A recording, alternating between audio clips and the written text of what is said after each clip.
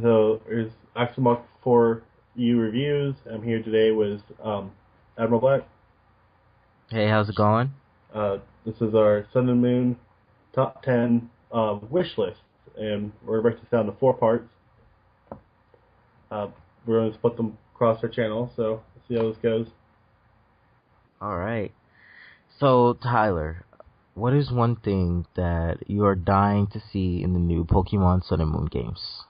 All right, so this is, um, I guess, a little ambitious to ask since we just got the fairy type, but I do want another type. Really? Yeah. See, I think I'm in like the minority on that. I actually don't want another type.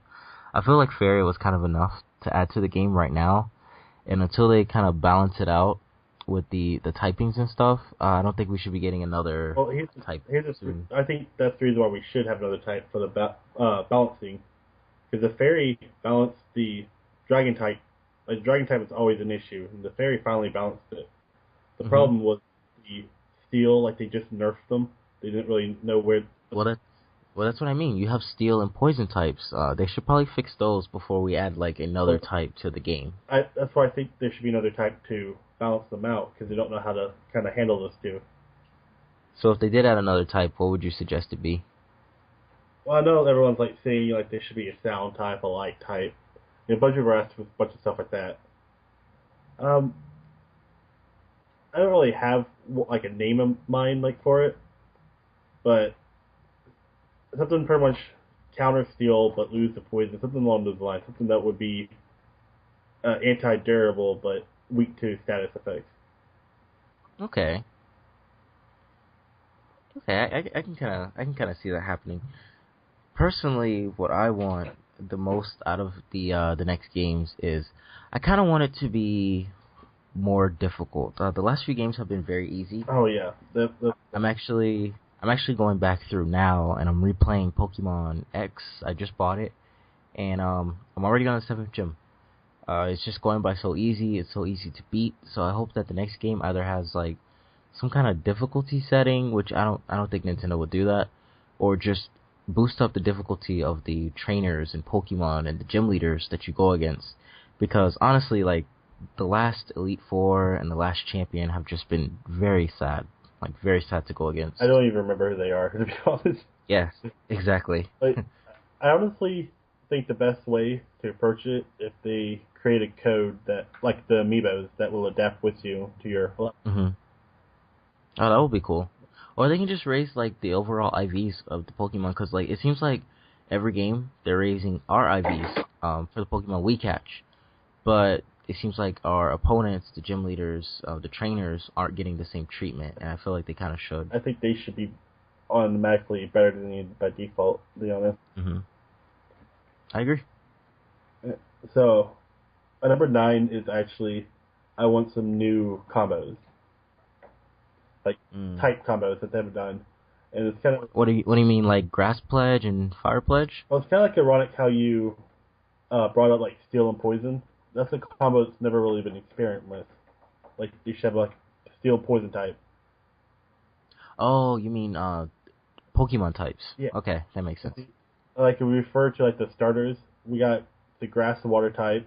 You know, we get that grass and fire type coming out, but we still don't have a water. I mean, grass and fire type. hmm That'd be the fire and water type coming out. Yeah. So like I don't even Well, care. John and I just did a discussion on starters that we want to see, and one of his starters was like a fire and fairy type, which was like a little wisp, and I thought that was like a really good idea because they don't have those yet. So I think that would be a cool type to see in the next game, is to see like a fire and fairy type, because we already have like the steel and fairy, which is Keycliff. So I don't think it'll be as far fetched to have like a fire and fairy, Yeah, that's actually a really nice combo. or maybe even a like. We don't have a fairy and poison, do we? Um, Not that I can think of the top of my head. No, I don't think we do. That might be kind of a cool type too. I'd be interested to see how they do the design for that. It would be nice because poison types are typically like snakes more scary, hmm like gunk and stuff, while fairies are more on the cute side. Yeah, so I wonder how they do like the cute and scary kind of together.